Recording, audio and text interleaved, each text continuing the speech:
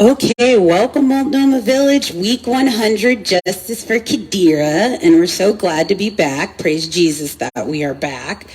And good morning, Multnomah Village. We want to comment a little bit on what happened last week. We know that Jim came down to white mansplain to us what justice is and how we should go about getting it. And I just want everybody to know that, there is what people consider to be conventional justice in this world, which I guess is a pile of money. We're giving our daughter something different here. We didn't have a pile of money to give her, so this is what we are giving her, which is the ability for this story to actually be told and for what happened to her to be acknowledged. So that is something that is very, very important, because if we're not listening to each other and if we're not listening to each other's stories, then our world is not improving. And so that's what we're out here doing, is we are trying to hold our public officials accountable for their behavior. And I just want to say that... and we're doing that. Yeah, I do a lot of world watching. I watch a lot about what's going on in the world. And one thing that I notice... that really bothers me is how nobody in charge of the world today seems to be responsible for its condition. I see a lot of people who are administering society. It is literally their job that they are being paid to do, and I see society looking like a filthy hellhole. And I don't just mean here in Portland, but all over. I know that the homeless people are going to be protesting, giving comments today down at City Hall about the camping ban. I'd love to go to that, but I'm going to be working, and so is my husband. I just want people to kind of think about something here when it comes to that situation.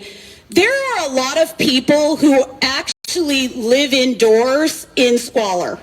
Their mental health is bad. They're surrounded by garbage. It's a condition called hoarding. So, I get that people find, the homeless situation to be unsightly and, the new... unsavory. Yeah, the new school of thought is let's just sweep everybody away and just get rid of them, I guess, imprison them, whatever, not really helping them. I just really kind of get them out of sight. Right. That's just a bad attitude, again, towards life. It's something we really need to start thinking about, the way we treat each other. I feel like we are failing our children year after year after year, because we're not teaching kids that, the kid standing next to them is a lifeline, that civilization really is, it's all of us working together. That's how you create a civilization. You need to have people participating in society in good faith. And it helps when we all have the same, or at least a common goal. Right. I mean, I think that there is sort of this unspoken idea that we just all think life is valuable, but that's not actually the case. But that's not really the case. That's not what we value in our society. That's not what our economy is based on. We just, the fact of the matter is in the world today, people solely value money, and that's why everything is done for money, and that's why things are not improving. Not for people. Not for things people. Are improving for money, but they are not improving for people, because they're not the focus of our civilization. Well, which is why you see even billionaires who are truly, truly, truly unhappy and getting nothing out of the life experience whatsoever. So, there are some people who are so poor, all they have is money. And there are people who are so poor that they think that, the only solution to what we're doing here is if we get some money. No, we have Jim here. Yeah. Thanks, Jim. Yeah. Thanks for your critique. Again, I want to say a couple of things about, like my wife said last week, we had Jim, which he just passed by to ridicule us and dismiss what we have been saying this entire time. Folks, I don't think that you've noticed, but it's pretty white here. Yeah. This community is actually about 98% white. Now, folks, it seems to me that the people around here,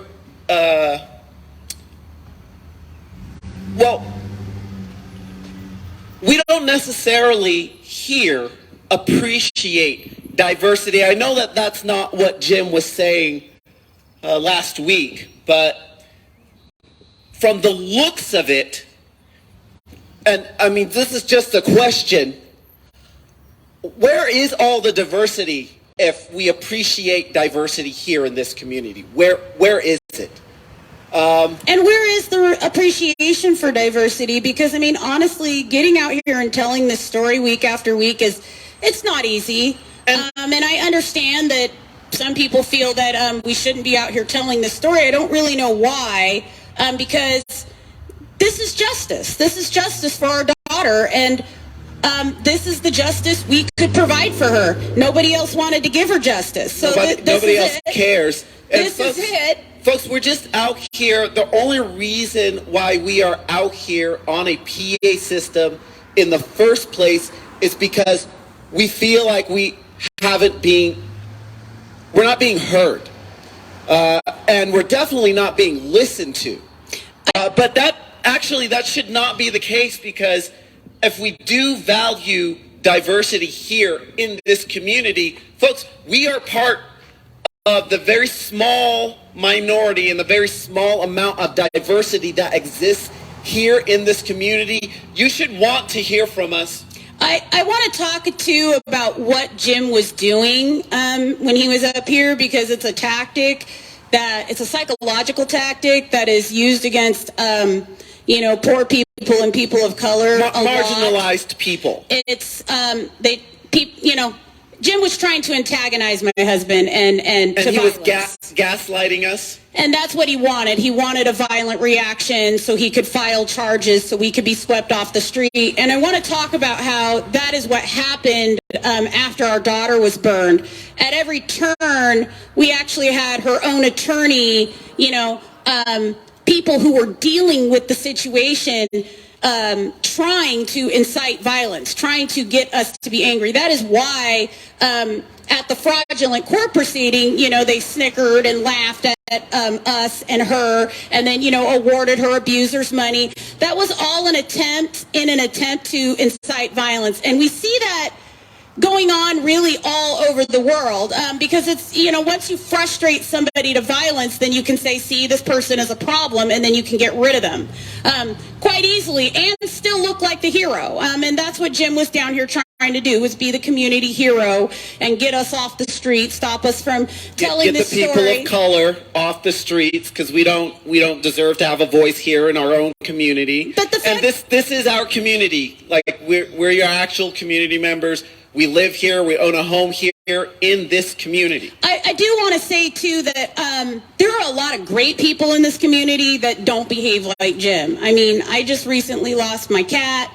He was kind of my therapy cat, and still haven't found him. But, I mean, just an incredible response from people looking for him, praying for our family, which I thought was really cool, especially on Nextdoor, where I haven't always felt very welcome. So I don't think that Jim, he's not the best representative of this community. But unfortunately, he was representing the white people of this community by coming and being a part of our rally here, and then behaving the way that he did. And that's what we have going on with our elected officials. They represent us all.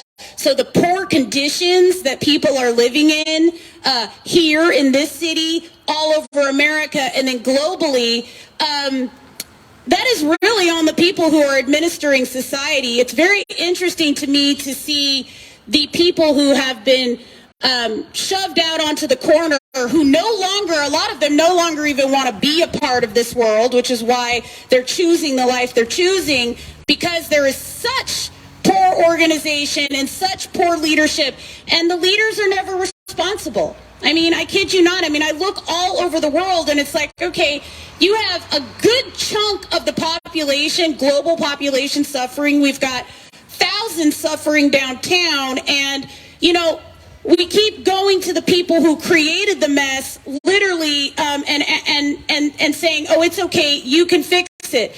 They don't have any clue how to fix it. They don't even know what the problem is. That is why I'm very... Furthermore, folks, they don't want to fix it because it is making them money. No, and not only that, they don't see people as what is valuable. And this has been something that's been going on since the dawn of time with mankind. Constantly just deciding that certain people don't matter and we can get rid of them. It's not a pathway to creating a place where we can all live together.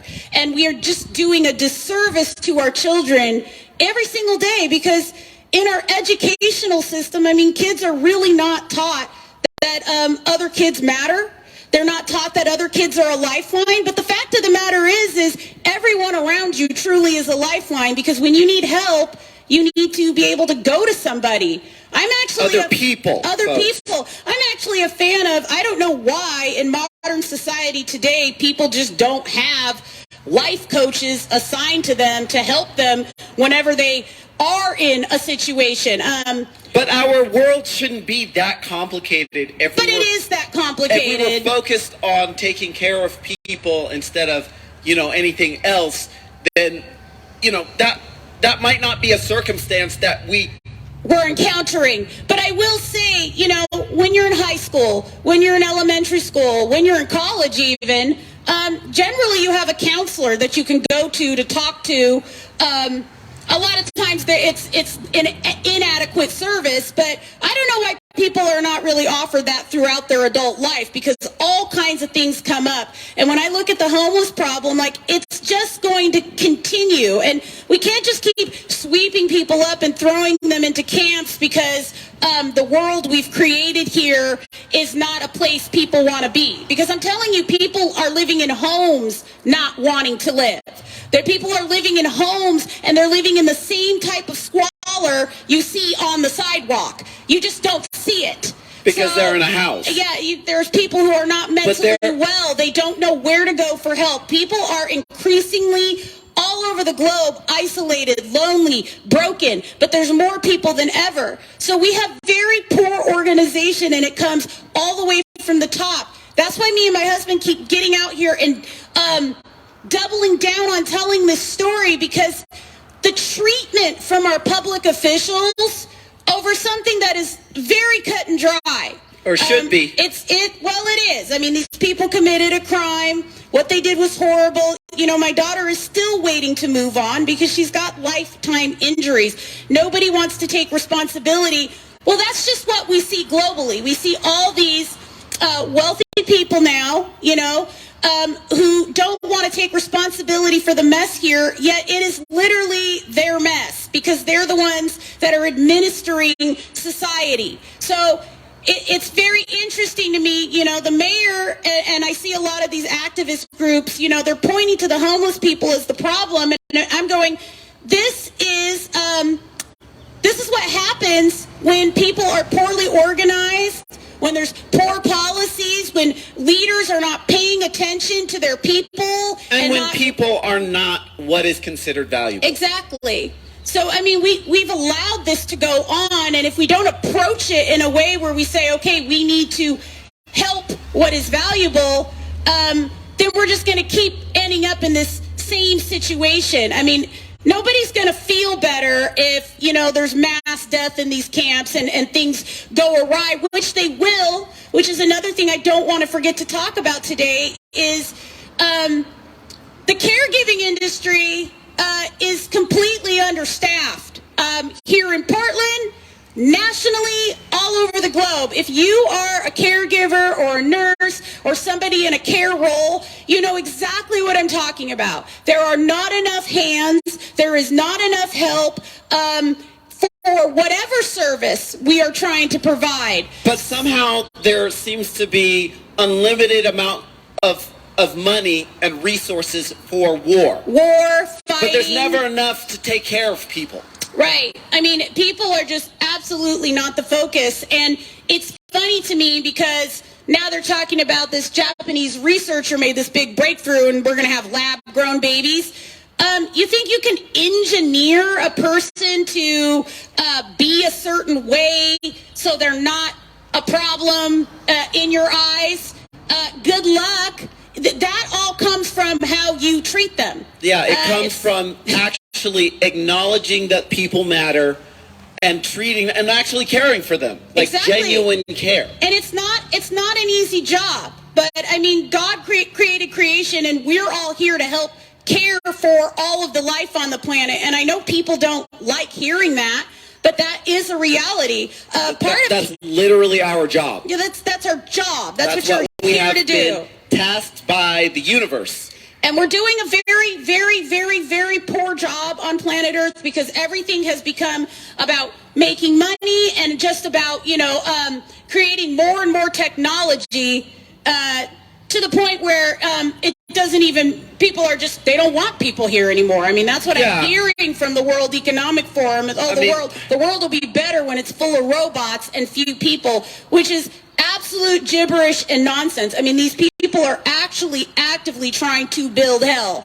That's not a good idea. What are we chasing as a race of beings? Right. Because we can't just keep on, this isn't a Monopoly game, okay? We can't just keep on saying, oh, let's own more and more stuff. Folks, that's not making us happy.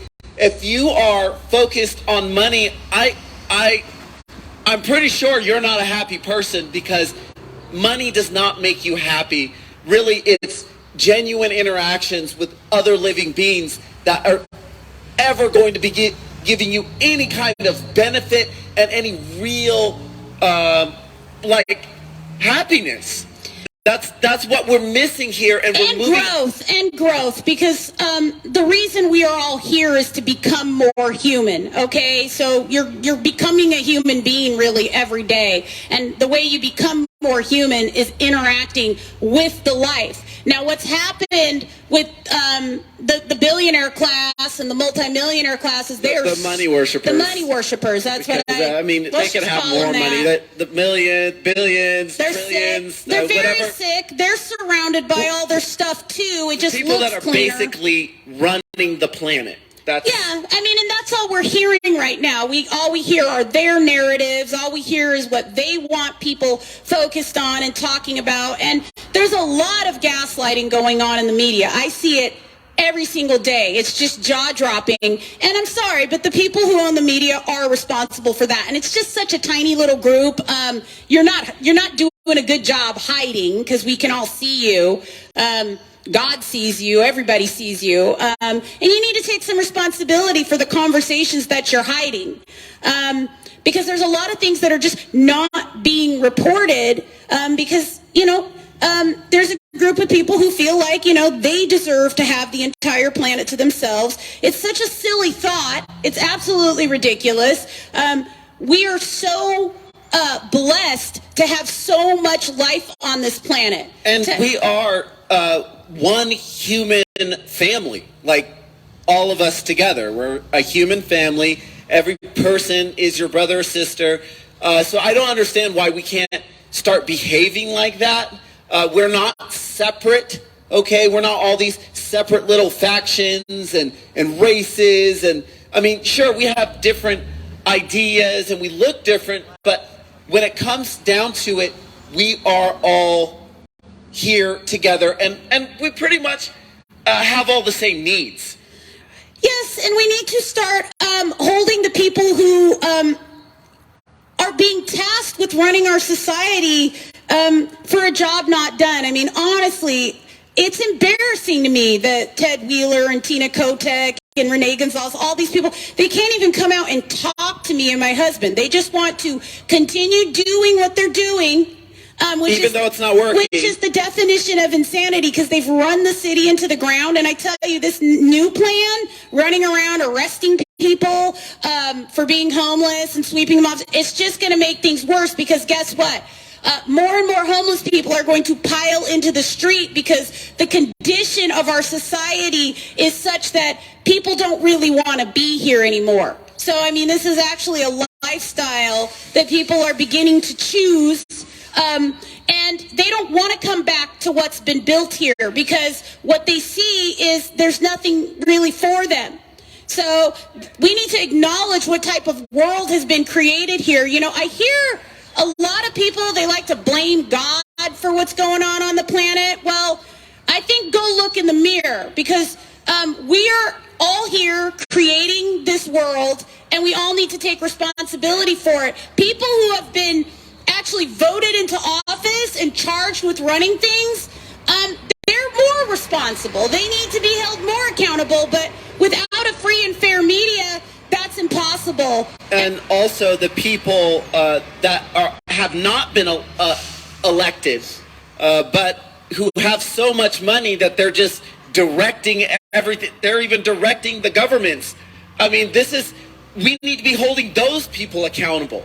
Right, because you're not better than everybody else because you have, $1 trillion, at your disposal. But you can do a lot of damage. So the money worshipers, I'm very concerned about the damage that they are planning on doing, about the damage they are doing, about the way they are treating people, about the narratives they're pushing, because they're really, really hurting people. And this idea that there's too many people on the planet, that there's not enough to go around, that we just can't figure it out.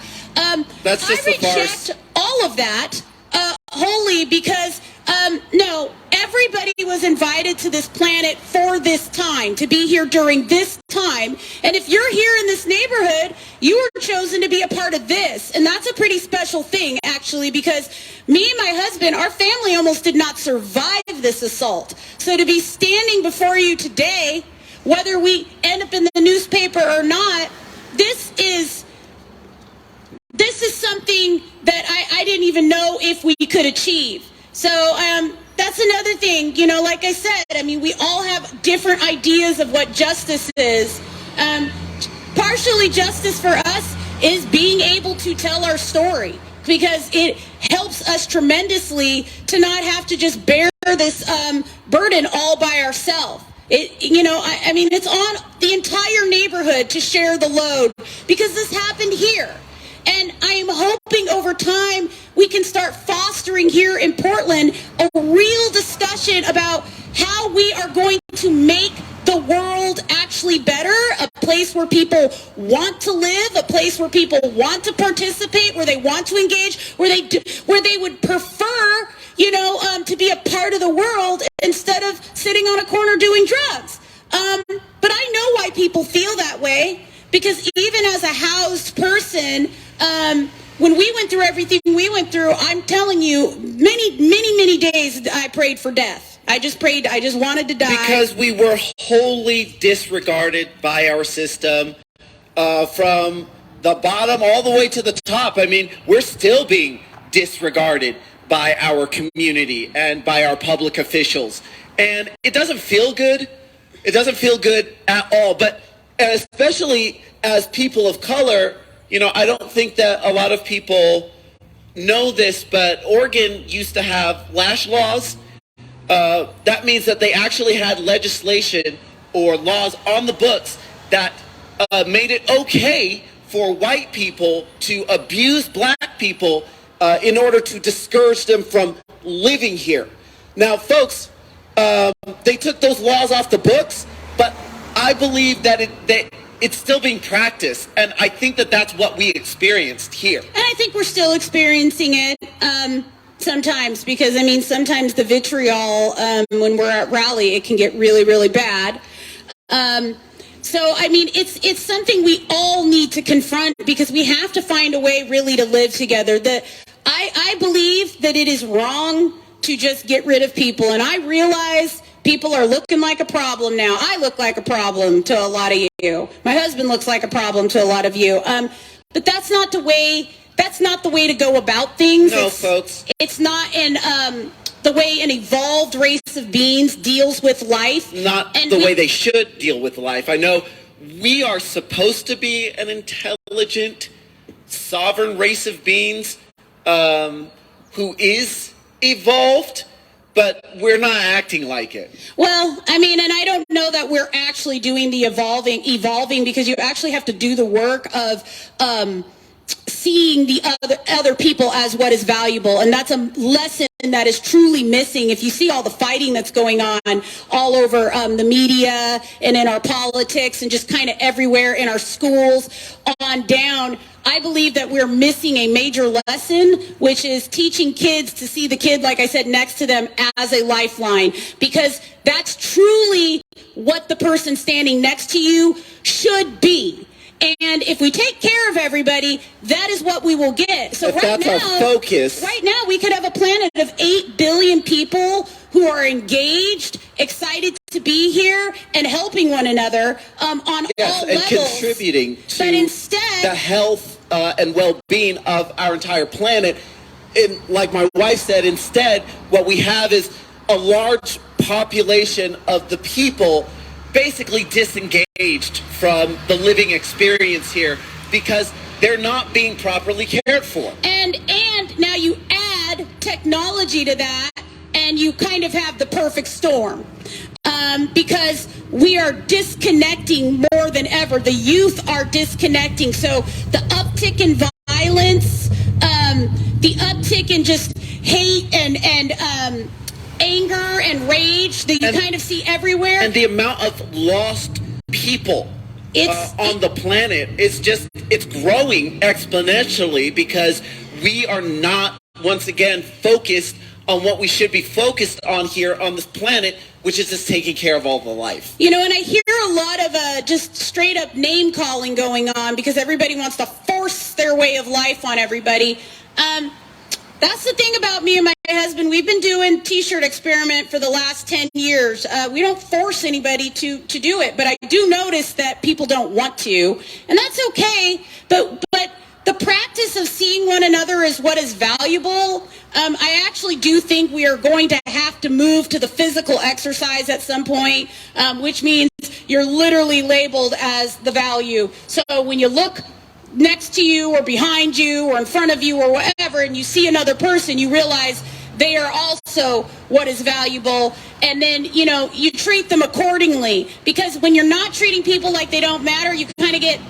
You're not treating people like they matter. But you can't just sweep everybody up and throw them all away and think you're going to start over, because learning to be more human and compassionate and treating people like they matter, that's a very hard exercise. And that's why I believe, you know, we basically move kids away from doing that after elementary school. Elementary school, we're doing a pretty good job of teaching, you know, sharing, caring, those types of concepts. But as you move, you know, higher and higher levels of our civilization educational system, and then when you get out into the so-called real world, it's just all about money. All of this, every little thing that was taught to children in elementary school goes out the window when you get into the so-called real world, and that is a shame. And I think it really starts in 6th grade, because I observe this with my own children. You get to middle school and everybody just gets real nasty. And I don't even think parents really know the full scope of what's happening, because a lot of you parents don't talk to your kids. That's another thing I've observed. In fact, you don't even know them at all. So that's pretty sad. You're so busy, you're so preoccupied, you know, doing your own thing, because we've kind of, you know, this is the me generation. You know, everybody has to have just for themselves, and they're never thinking about anybody else, which is so painful for me to watch, because especially in the developed countries, we just disregard what's going on in the underdeveloped countries, and the suffering that we don't even bother to comment on is just shocking. Again, I will speak up for my women in Afghanistan. I can't believe millions of women have been locked up like livestock, and the U.S. has nothing to say about it. That terrifies me. I'm not saying we should have a war, but millions of women locked up like livestock in the modern world, that makes me cry. Because women, they've just been so disregarded and so beaten down over the years. And, you know, in the countries where we have gotten some rights, you know, we're seeing that all ripped away again. And, you know, being a woman out here doing something that women just don't do, what I'm out here doing, and being completely, it's just, blacked out by the media. Suppressed. No, it hurts. It hurts to see that we're still this way, we might as well be back in the dark ages. I mean, this planet is very dark ages, especially when it comes to the treatment of women. It's shocking to me. But yet, here in the developed world, we just continue to move on. You know what I'm saying? We're going to liberate, we're just going to move on to liberating for every little thing. We're just going to be okay. We're not going to discriminate here. We're not going to discriminate. We've moved on from even trying to uplift women at all. And I think women have moved on from trying to uplift women at all. And that is a concern for me because where are we going to be in a few years if we're going to have lab-grown babies and this, that, and the third, and anybody can be a woman and all of that. It's too bad. So but I'd like to see our women getting more respect, but I don't know if that's ever going to happen. So, but it will cause the downfall of society, and it is causing the downfall of society. Because it's just a failure to recognize that we need to balance that energy, okay? So, and we're not balancing that energy, and women are not having their say. I know certainly nobody hears what I have to say about anything half the time, but okay. And if they hear it, they're not listening, which is a shame, because I don't think we're up here trying to harm anyone. We're just making suggestions that after having the experience that we had with our public officials, with this community, we feel like we understand what is going on here, and it's not good. We were and are being disregarded by, like I said, our community, our public officials. Nobody, and we really should be, our voices should matter, but that's not the way we feel. We don't feel like our voices matter, and this is not a way forward for us as a civilization, as a race of beings. You can't just black out, whatever voices that you don't really want paid attention to, and then, just glorify the ones that you want. That's not leading us forward. If we can't have a genuine discussion that is inclusive of every person here, we're not going to find a way forward for everyone here. And it will be the money worshippers' vision of the future, and which is a very dystopian, very robotic, very AI-centric world. As a matter of fact, I think what they would like to do with these lab-grown babies is just figure out a way to insert the AI into these lab-grown human beings. Yeah, I don't so even know if you can get a robot. call them humans. You basically get a robot. You get your AI mixed with your human being, but that's not human. And then you basically get a child that just does whatever it's told. And then I guess if people don't get that out of the lab-grown baby, they'll throw that out too. I do want to say, though, tomorrow starts Pride Month, and I want to go back to my women in Afghanistan, because my question is, if we had millions of LGBTQI people locked up, literally locked up like livestock, would the world be saying something? Or does it just not matter, that millions of people can be locked up like that? It really bothers me that this is going on, and here we are in the modern world with all this technology, and nobody even has anything to say about it. It's just heartbreaking beyond words, because it gives me nightmares, because if I was living in that country, I would want to die. That's what I would want. So I hope more people are praying for those women, praying for their release from their captivity. We got the same thing going on in Iran. It's terrible. And it's wrong. It's just absolutely wrong. You know, I was just reading about the Prophet Muhammad's wife. You know, she was an esteemed businesswoman at a time when women basically had no rights whatsoever, and nobody ever talks about it. Her life has just been completely scrubbed pretty much from the history books. I don't even know how many of you know that about the Prophet Muhammad's wife, that she was actually an esteemed businesswoman that employed him, and she was the one that could read and all of that. She actually financed it's just sad. The religion or the development of the religion. You know, and it's that I don't understand how we got from there to here. You know, there's also in 2023, like it seems like we've been growing backwards, moving forward in time, which doesn't make any sense to me. But I think that we need to get a handle on that. Like I said, as a race of beings, we need to start seeing and valuing every person here on this planet, which is just not happening. There's also plenty of evidence that's surfaced that, you know, Jesus was married and that he had a wife and that Mary was actually his wife, but she has gone down in the history books as a prostitute and a whore. We have to stop treating our women like this. We really it's do. Just period, point blank.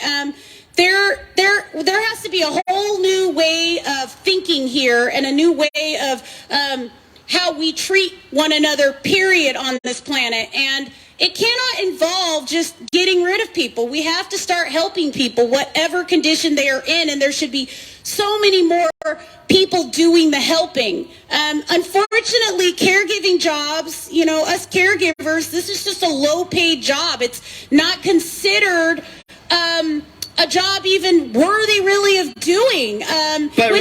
Which is why so many people are opting not to do it, and why we are just continually understaffed when what we need is more and more people, you know, recognizing the value of taking care of other people and actually opting to do it. And, you know, it'd be nice to see these positions actually come with benefits and a better wage and all of that. I don't know if any of you have ever hired a caregiver for an elderly parent or even for yourself, but you will find that they are always a godsend, because most of the people that get into that business, they do it literally because they care. So, and folks, really, this job should be of the highest esteem on our planet. The job of a mother, that's really where caring comes from. That's where it starts. It starts with our mothers. And then, so women who are giving birth, they've been giving birth to the human life on this planet ever since, you know, the beginning of humanity. I don't know why there is this urge to deviate from that just because we can't actually respect women enough to give them enough credit to keep them here on our planet. That's not the direction I believe we need to go. We need to give women more credit. We need to, their position as mothers and as caregivers need to be of the highest standard, not it really devalued. should It's completely not devalued. It really should replace this whole idea of money worshiping. I think that we need to be wholly respecting the job of the caregiver and of the mother. Because it's the job that we need. I mean, everybody is doing this job in some capacity. You know, if you are a person living on the planet today and you know other people, hopefully you are doing that job. Now, if you're somebody who's just completely given up and you've turned to crime and you're hurting people, I hope that you change, you know, and I'm hoping that we can change the goal of what we're trying to get done here on the planet so we can start treating one another more like we matter, so we can have an actual civilization. We are still working on having a civilization. This isn't it. And I will tell you what Klaus Schwab and King Charles, what they have planned, that's not a civilization either. No. You know, birthing babies in labs and implanting chips in people's heads. That's a sickness, and that's a sickness born out of never being told no. It really frightens me because, the money worshipers running the world today, these are people who have never been told no. They can implement every bad idea that they come up with, and they are. And it's because they have us all tied into their media and then tied into the use of money. And so they can always just pay somebody to get the job done. And they're doing that. That's what they're doing. It's very unfortunate. You saw it happen in Nazi Germany. The people that were, marching people to the gas showers, that was just a job that they were being paid money for. And you see it now. You see it now, even with war. You can pay somebody to go kill somebody very easily. It's the blatant disregard for life on this planet is absolutely unimaginable. And I think that we need to start turning the other way and going more towards a life-centric civilization, not away from one. I mean, yes, we need to start seeing one another as what matters and thinking bigger, because every person that comes here, like I said, is a lifeline. So if you think that we can't, it's impossible to take care of 8 billion people. Every single person has a special ability to offer the world that you can only unwrap as a gift when you are properly caring for them. Right, and so you have to properly care for the person who's properly caring for them, and so on and so forth. It's a chain, and the chain is very unstable. The life chain that we all have, we're all kind of holding hands right now, and we are a chain, but it's an unstable chain. So it can be broken very, very easily, and it is being broken, and then people are trying to grasp back onto each other. But we're losing because the leadership is leading us off a cliff. So it's up to all of us to actually start having these conversations about how we bring everybody back. And they want to be here and want to be a part of this experience. We don't want to lose anybody else because of poor leadership. And we're at the mercy of some really bad leadership right now. And since they have control of all the airwaves, shame on them, really, because we just celebrated Memorial Day, and a lot of people died for freedom of speech. Me and my husband were sitting on another criminal citation for speaking up here. That we just got just last week. They've never filed a complaint against us. I think they don't file the complaint because they don't want to talk about this. They also know that this is a free speech. This is covered by the First Amendment. So but we may not what are they really going to say? We may not have a First Amendment soon enough. And everything that our soldiers fought and died for will be gone, because once we lose the First Amendment, we're done.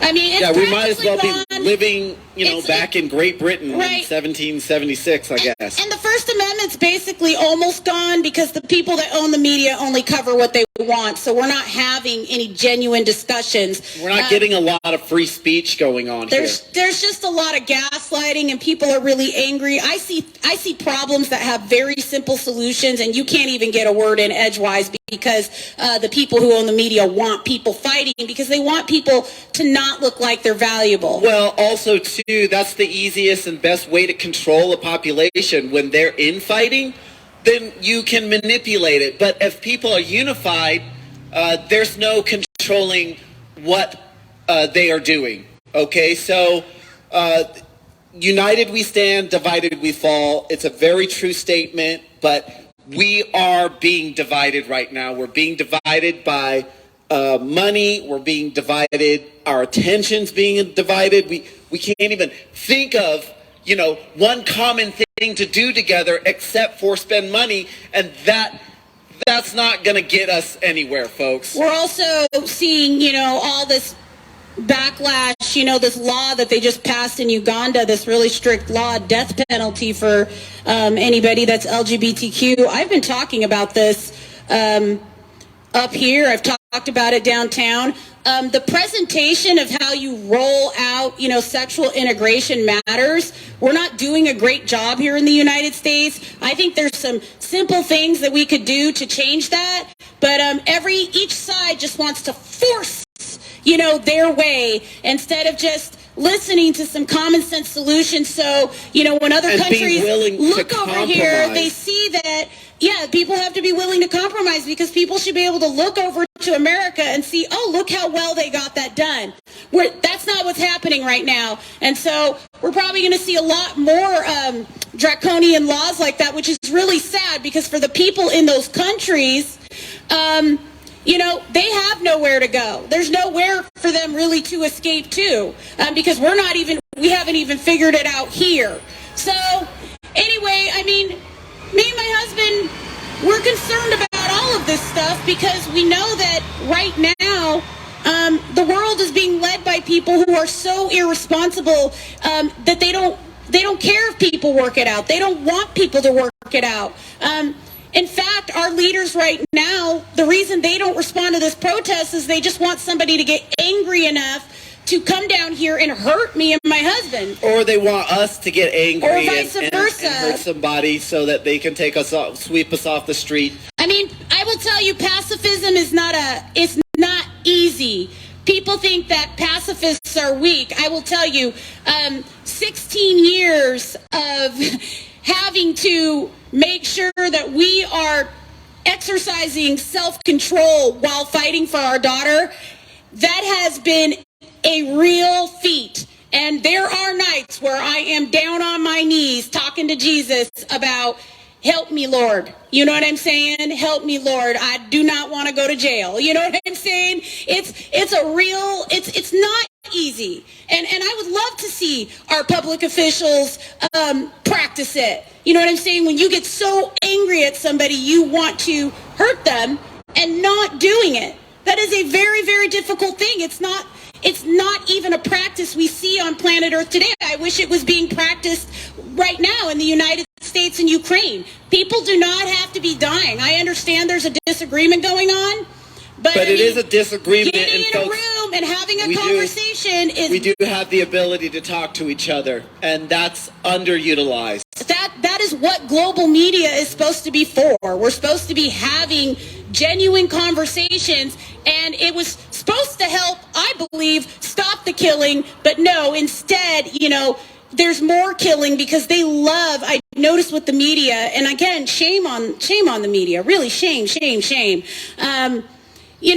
They don't even want to cover this protest, because they wouldn't even want somebody to emulate it, because, they prefer the violence. And that's what we see. Like I said, the violence is helping them. The more divided we are as a people, the easier we are to control. Absolutely. And that makes it so, they can implement their plan. Their plan is not a good one. So being silent right now is a really bad idea, because what the people in charge want, they don't even want. It's just something they think they want. They think they want this technological world with nothing natural in it anymore, something they control. Well, they're going to be miserable. They want to get rid of the people. When you listen to these people talk, they think people are a problem, that they're useless, that they're really just a waste of resources. They're taking too much stuff, even though these people, like I said, they live surrounded by stuff. It's funny to me, when you see what's unfolding with the homeless community and how people are so irritated with their tents. Well, it's funny how nobody is ever irritated with, like, Bill Gates' house or, like, Beyonce and Jay-Z's house, because it's like, who's really living surrounded by stuff and actual filth? The wealthy people, they're doing it. You know what I'm saying? It's insane to me what we think is okay. Harry and Meghan, I think they live in an 18-bedroom house, and I hear they're having problems. Harry's got to go rent a room somewhere else, because their 18,000 square foot 18-bedroom house isn't big enough for him to go find a room to be in away from his wife. When you think about how much space the money worshipers need, I don't know how many people they're going to have to get rid of before they will feel comfortable, like their ego has enough space to be. So anyway, we're going to keep getting out here. I actually have to get back to work, and so does my husband. It's nice that this week was just a chill week, but we're going to keep telling this story. I encourage people to get my book and read it. Don't close your ears to what's happening here. The world is changing quickly, and those of you who are sitting on the fence, you need to start getting off the fence. Absolutely. Because the plans are being made. I encourage you to all go watch. They're not just being made, folks. They're being executed. Go watch King Charles and all that and see where we are headed, because he has trillions at his disposal and he's going to get it done. So we are hoping for something different, and we are hoping that we can start something here in Portland with this story where we can start holding our public officials accountable for their wrongdoing, the poor leadership, the poor organization. I would fire them all.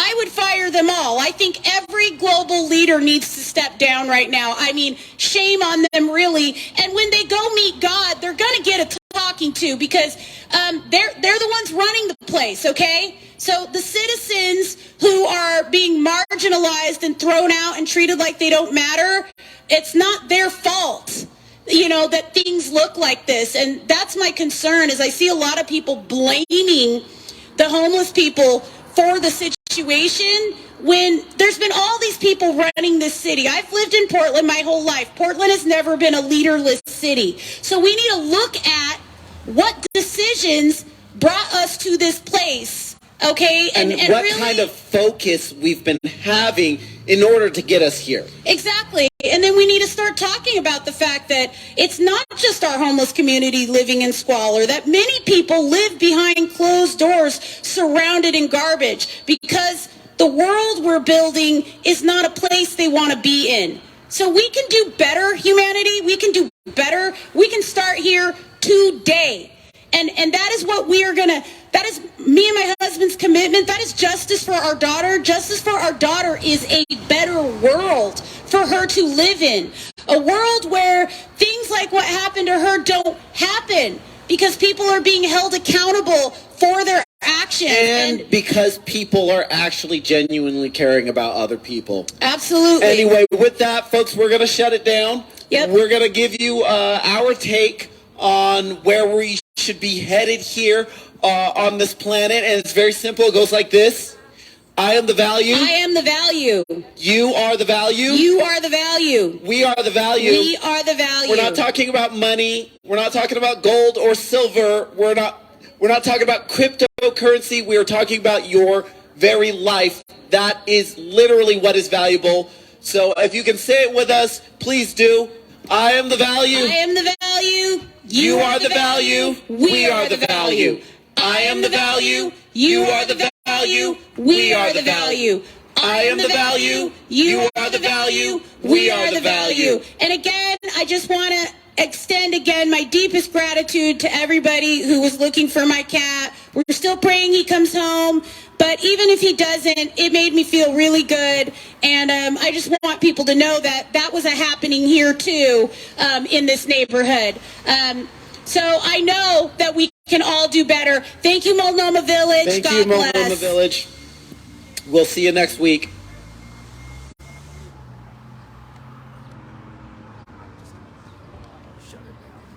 They got that music going over there.